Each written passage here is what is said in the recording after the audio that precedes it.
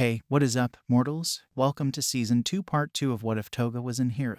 I just wanted to greet you guys by just saying, sit back and relax, you're in for a treat. So, we begin. Toga and Bakugo stood on opposite sides of the arena. The two stared daggers into the other's eyes. Both had wanted to duke it out for a while now, and here was the best chance to do so. Both of their desires to win for their own reasons made the air feel thick with suspense. The moment the match started, Bakugo fired off explosions at Toga. The girl barely made it out of range in time.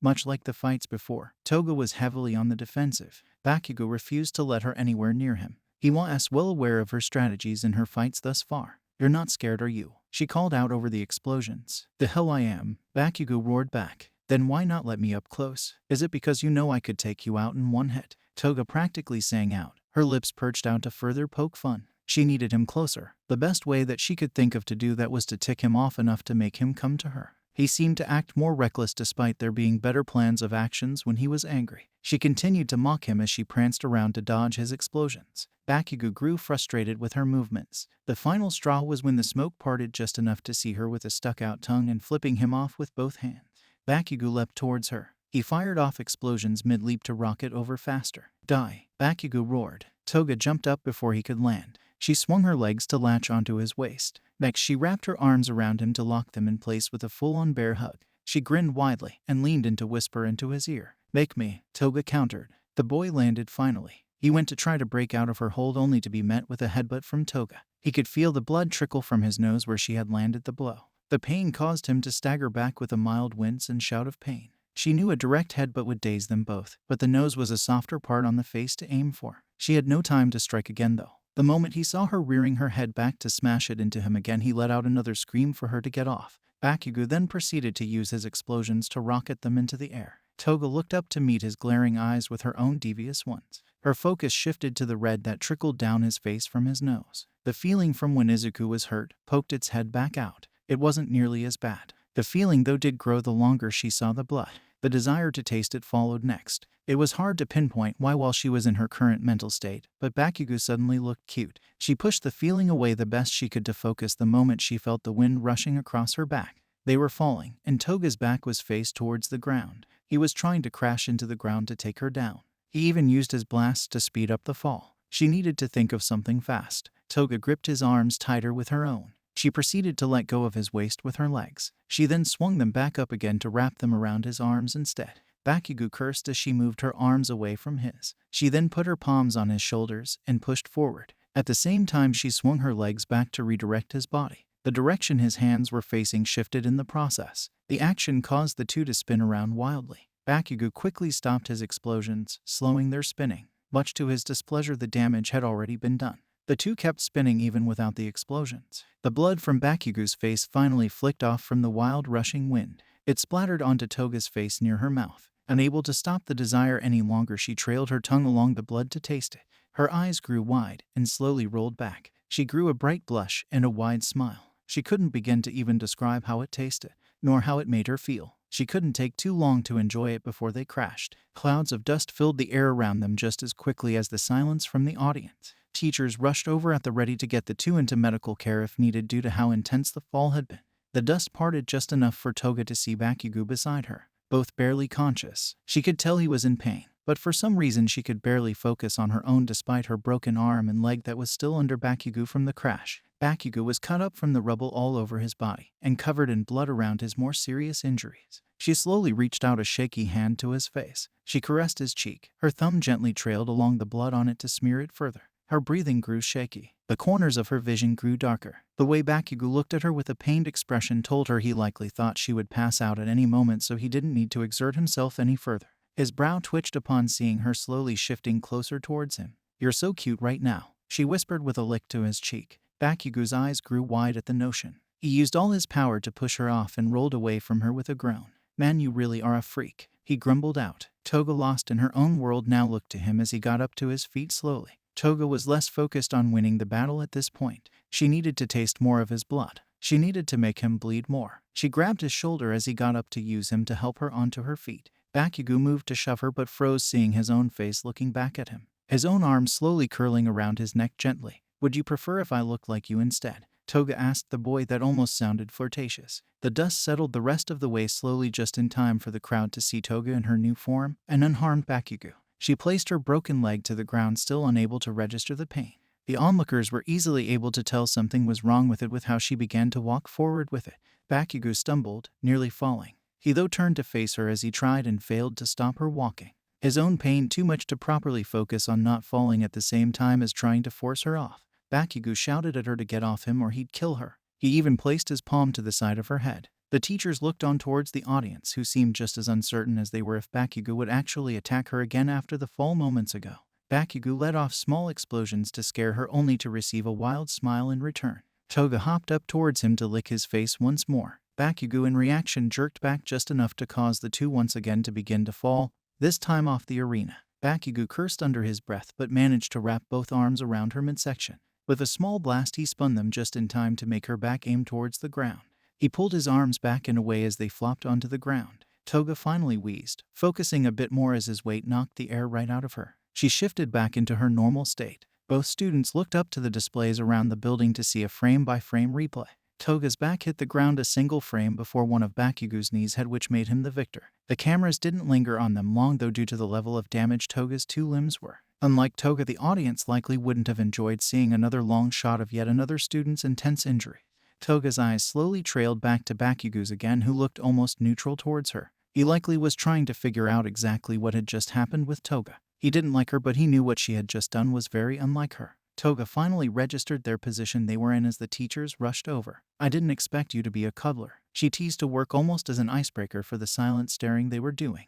Bakugo blushed mildly and was quick to use the last of his strength to roll off her. He flopped to the ground next to her right as the teachers came. The teachers carefully but quickly moved them off to get medical attention quickly. With the sound of their footsteps and the sight of the ceiling as it passed by, Toga's momentary high finally faded. The pain began to finally set in, alongside the realization that she had lost. Toga's grin slowly faded into a more somber look. She lost in her third round. If she had lost herself like she had moments ago, she possibly could have still won somehow. Bakugo's voice cut in, though her thoughts of disappointment in herself. "Quit pouting. You look stupid. You almost won, remember? Besides, when you're up against someone like me, you had no chance of winning, so count yourself lucky you got as far as you did, freak." Toga blinked. She allowed her gaze to fall to Bakugo as they arrived. His face was almost soft, his tone nearly supportive. She didn't know why, but he wanted to cheer her up. Maybe they were more like friends than she had first thought. She gave him a small smile, the best she physically could, be it the blood or his support when he may not have known she really did need it. She felt herself warming up a bit more to the other student. "Good. Now quit looking at me, freak," Bakugo said flatly. "And don't call me cute again." Toga started to giggle, though stopped with a wince. She looked away to the ceiling again, smiling softly. "No promises," Toga said softly to the boy. Toga allowed herself finally to pass out, and Bakugo a moment of peace. Much later heard Bakugo as he yelled at the teachers. He told them off that he was fine enough now to fight. Toga peeked over with her drowsy eyes to see the energetic Bakugo just in time to see him rush out to fight in his battle. He seemed all fixed up, with even all the blood cleaned up off his body. Her attention shifted upon Uraraka coming into her line of sight. She beamed a smile down to her with Izuku. "You're awake," Uraraka exclaimed. "5 more minutes, Mom," Toga joked while she peered down to her body. Parts were still wrapped up but all mostly healed. She had some scarring on her leg and bicep where the breaks on her limbs had been worse off. Besides Tiha's and some soreness, she was all healed up. Recovery Girl informed her of some scarring on her back before she lectured her for her recklessness. The way they fell had caused Toga more damage than Bakugo due to the two landing in a way where Toga had more of a direct crash. Both she and Bakugo had not suffered any lasting damage, but if they had landed in any other way, either one could have been severely hurt. Around this time, Vlad came in to speak with Toga about how she did well but not to push herself so hard next time.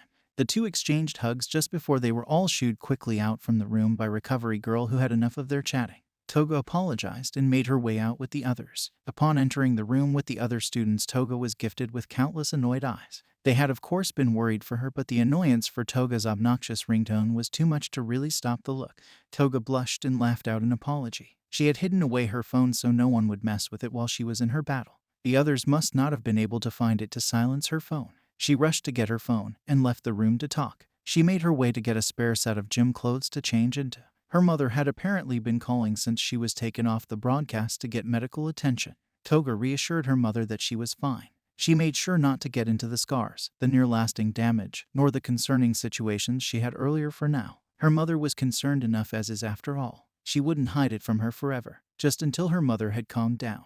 In like a week or two from now, Toga ended the call by the time she reached a room to change her gym clothes out for less damaged ones. She giggled at Bakugo, who freaked out at Shoto for not giving it his all. The boy promptly was dragged off by the teachers. Normally she'd be irritated by Bakugo's bratty behavior, though after their most recent interactions she just found it surprisingly humorous. By the time she returned in a new outfit, the students were already filing out. She followed suit and made her way to the designated locations they needed. Soon enough they were put on the stands. Shoto stood at second with a blank expression. Ida stood proud on the third place stand with Toga, who held up a peace sign close to her face paired with a brightly lit smile. Bakugo meanwhile metaphorically foamed from the mouth. All Might questioned if real foam had also started to form at this point on the chained-up student's mouth. Afterwards Toga raced off to go see Uraraka and Izuku to celebrate. She raised a brow when Izuku excused himself to check on Ida, who had just finished a call on his phone. Something didn't seem quite right. She didn't know Ida that well though, so she left the check stuff to Izuku, who was far closer to the boy.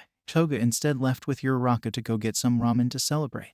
Momo, Mina, and Gyro chose to join in the moment Uraraka offered the idea of karaoke after ramen. Toga didn't really know the other girls well, but was more than happy to have them join in. They seemed friendly enough, and Toga hadn't had a girls' night out with a group of other girls before. The idea had easily gotten her excited. She even called her mother on the way to tell her she'd be home late. And why? Her mother pleaded with her not to push herself too hard after the fight, though was proud that her daughter had come such a long way with her socializing. The break from the stress of the world was very relieving as well as greatly needed. By the time she got home her parents were already in bed. She did well to stay quiet as she got ready for bed. Her last thoughts before she fell asleep was of the night, her new friends she made, and her third-place medal. Things weren't exactly how she wanted them still, but were still amazing. In the morning before she left for school her father stopped her. The two stared at each other for a long while before he spoke up. "Third place isn't so bad," he forced out. "Not the best, but not bad." Much like third place, his reply wasn't the best, but not bad. It still filled Toga with joy nonetheless. Her father's body language screamed "do not touch," so she avoided the hug she wanted. She instead bowed to her father. "I'll do even better next time," she happily promised. Toga waved to him and her smiling mother as she rushed out of the house. She didn't want to be late for class. She finally made headway with her father. The excitement totally washed out the fact of what happened the day before, that she still had to tell her mother about. Something still lingered inside her ever since those old feelings had resurfaced.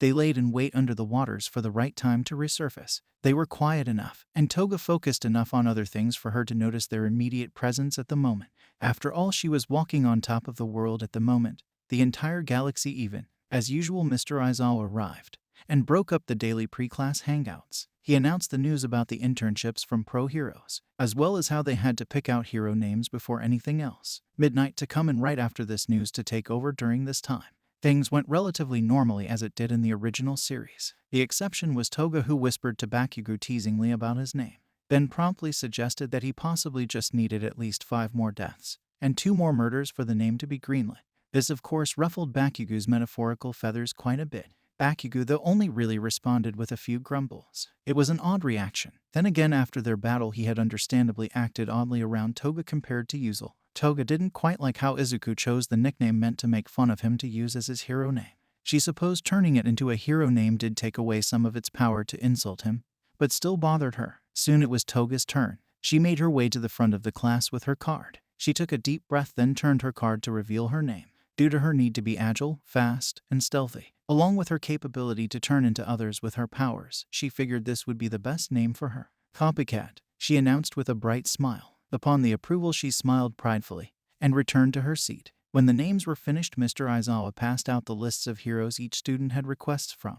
He then instructed them to pick out the heroes they wished to do an internship with. Toga already knew she wanted to go with Vlad King, so she mostly talked to others the rest of the class. She was impressed with her own long list though. She had never expected to have so many options. Then again, she did get third place, which had gotten plenty of eyes on her. Not as many as Shoto nor Bakugo, but many more than most of the others. At the end of class she made her way up to Mr. Aizawa with a bright smile. "I have decided to go with Vlad King," she announced happily. "No," Aizawa replied flatly. "When do I?" She froze as the no finally processed. "Wait, no, that's right. You already train with him nearly every day, Toga. You won't learn anything groundbreaking if you keep searching in the same place every time. Pick someone else, then come back to me. Toga frowned and begrudgingly left. She had been excited to follow Vlad officially on the streets. She had to admit though that Mr. Aizawa had a point. She practically talked to her father figure daily at this point. As much as she wanted to study under him further, she did have to try to widen her horizons even if it was just a little. She thought about it through the rest of the day. She figured she should look for someone who could help her make her quirk more combative friendly, or at least someone that could widen her range of combative ability. She looked down to the list of names she had clutched closely to her chest. Every name on this list had seen her quirk in action. They all still saw her fit to train under them. She wondered if this was due to them understanding her skill to work around it, or didn't know about the blood aspect of her quirk. For any of them to truly help her with her quirk, she'd need someone who totally understood how her quirk actually worked and its limitations. One hero who knew all this already and had his own limited quirk came to mind. I got it, Toga explained in realization. He wasn't on the list, but he was still perfect in her mind to go train under. Before she went home that day, she found Mr. Aizawa once again. She smiled confidently up to him. He looked already tired of the conversation despite the fact she had yet to even say anything yet. I have decided I want you to be my internship hero person, she declared. No, he replied just as flatly as before. Oh, come on. I know you're not on the list, but you could show me how to really fight far more efficiently than what I can, she shouted with a pout. That, and you know how to use a quirk that isn't directly combative in a combative way effectively. That's exactly what I need to learn more about. Mr. Aizawa sighed a rather tired sigh. He could tell she wouldn't be dissuaded from this pick as easily as she had before. After a long and quiet staring match between the two of them, he finally spoke.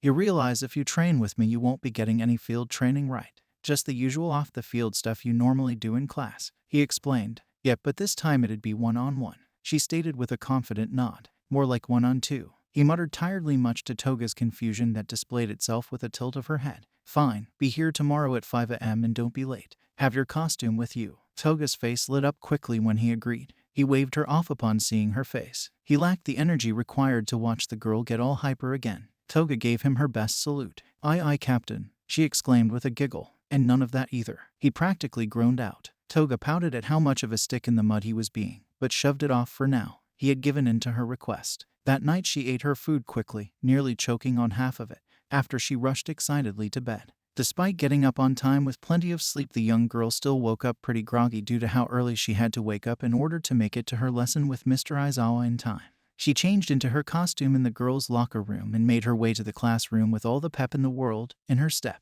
I'm ready to go. Toga though blinked at the sight before her. Hitoshi stood there with wraps around his neck that looked like Mr. Aizawa's. So this was what he meant when he had said one-on-two. Thank you all for indulging yourselves in the story thus far. I hope you enjoyed it. Now, there are a few more things that I'd like to go over before the video ends. Firstly, we've got a second channel called Anime Deep Dive. Anime Deep Dive goes deep into the facts and lore of a wide variety of anime. It's sure to expand your weeb knowledge for all kinds of series guaranteed. On top of that, we have a third channel called We The Celestials Naruto What Ifs. It's what we do on this channel already, but in the vast world and lore of Naruto. Go check it out if you're in the mood for some jutsu action. Secondly, on behalf of We The Celestials, I'd like to thank everyone involved in the production of today's awesome content.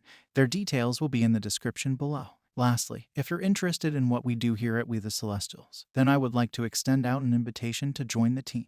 The only caveat being we only accept members 16 years and up to join our crew. You can sign up for whichever category fulfills your interests by joining the recruitment Discord using the link in the description below. Our Discord is an all-around fantastic place to be, whether you're a fan or looking to join our band of misfits. We're always looking for members to join us. Well, that's it from us for today's video. So, thank you all for watching, and have a great day.